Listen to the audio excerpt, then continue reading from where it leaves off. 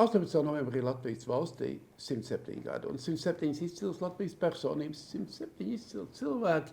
Mums atbild uz jautājumu, kas tev ir Latvija? Ko tev nozīmē Latvijas valsts un tautas zeme? Un šodien mans sarunas biedrs Santa Anča, izdevniecības Santa vadītāji, daudz žurnālu vadītāji un redaktori. Santa, izstāst, ko tev nozīmē Latvijas valsts, latviešu valoda un iespēja informēt cilvēkus Latvijā?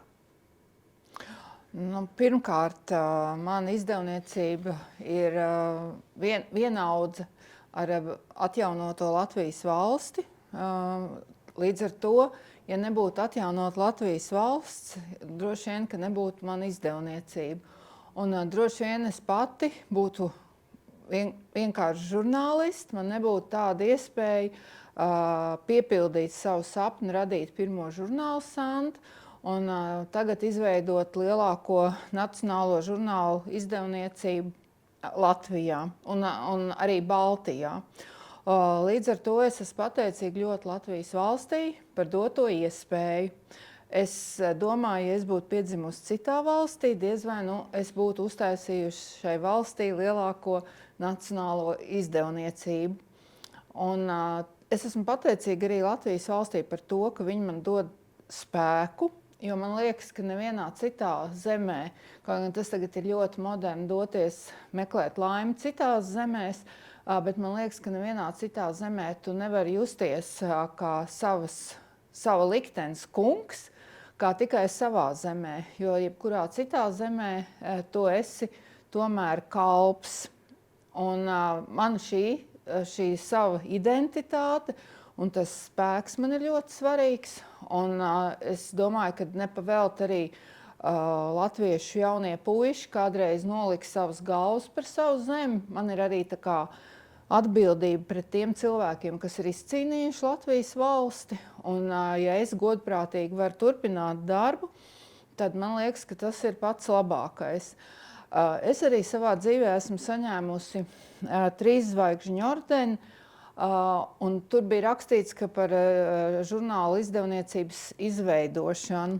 Nu, tātad mans mērķis ir bijis palīdzēt cilvēkiem dzīvot. Es domāju, tas ir tas pats lielākais uzdevums, ka mēs katrs cilvēks meklējam savu identitāti, mums katram ir savi kāpumi un savu kritumi. Un mēdīji, es nenodarbojos ar politisko žurnālistiku, mēs esam dzīves stila žurnālistika, un mūsu lielākais trumps ir intervijas. Līdz ar to mēs rakstam personības personībām. Un tā ir tāda, man liekas, tas pats būtiskākais, ka es ar savu darbu varu palīdzēt cilvēkiem. Un tomēr žurnāls veido gan nācijas, gan atsevišķu cilvēku domāšanas veidu, viņu attieksmi un arī viņu patriotismu. Un lielā mērā Santa, neatkarīgi no tā, ka tas ir dzīves stila žurnālu apvienojums, viņi tik un tā veido latviešu domāšanas veidu. Nu, es šaubos, vai es tā ļoti ietekmēju visas Latvijas domāšanas veidi, tīpaši šodien, kad mūsu tās auditorijas ļoti sadalās. Bet tas, kad es domāju, es esmu atstājusi neizdzēšamu iespaidu uz latviešu sievietes, kaut kādu domāšanas veidu vai pašapziņu, to es gan tā domāju, ka tas tā ir. Un, protams, ka patriotismu, protams, ja tu raksti latviešu valodā un tevi var izlasīt tikai latviski lasošie cilvēki, protams, tu esi atbildīgs par latviešu literāro valodu, tu esi atbildīgs par to, lai tā informācija būtu patiesa, godīga.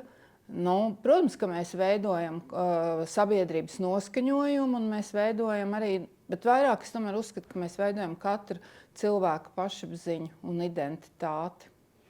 Man ir ilgs gadus sadarbība tomēr ar Rievas veselību. Mīļākais žurnāls no taviem visiem izdotiem žurnāliem, no Latvijas klubs.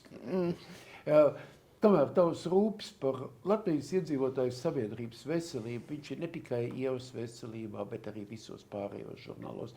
Rūpes par Latvijas iedzīvotāju mentālo veselību, kas arī ir lielā mērā tavas izdevniecības attieksme.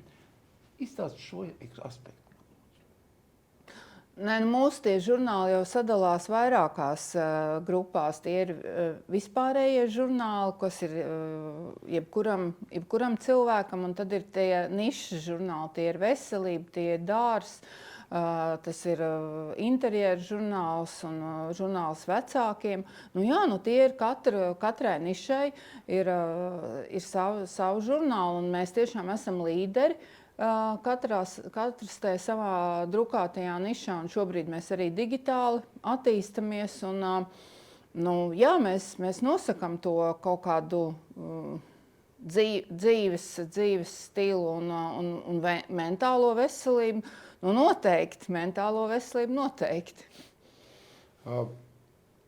Cik ilgi Latvijā vēl iznāk žurnāli? Tas tāds provokatīvs jautājums. To mēs neviens nevaram atbildēt. Jo tāpat jau es domāju, ka bija jau šis jautājums tad, kad parādījās televīzija vai izbeigsies kino. Šobrīd mums ir ļoti parādījies spēcīgs digitālais attīstītājs mūsu izdevniecībā.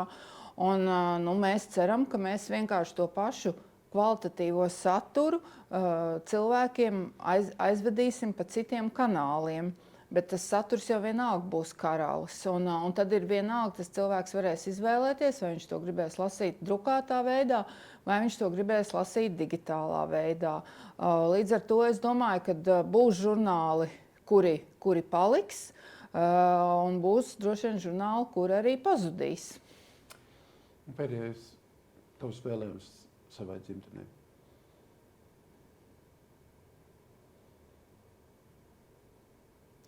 Tas ir tāds ļoti nopietns jautājums, jo dzimteni, protams, veido zeme, upes, jūra, bet dzimteni veido cilvēki.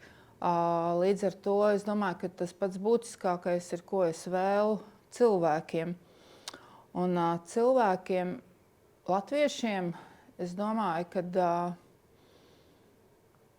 tomēr mums ir jābūt tādai lepnai tautai, jo arī tas, lai kā mēs skatītos no malas un mums kaut kas var nepatikt, bet es domāju, ka to līmeni, kādu mēs esam sasnieguši šajos 30+ gados, kopš ir atjaunot Latviju, es domāju, tas ir apbrīnojami. Mēs esam izdzīvojuši varbūt vairākas paudzes, kā tas būtu kādā citā Eiropas valstī. Un es domāju, ka mums ir jābūt lepniem par sevi, par savu darbu.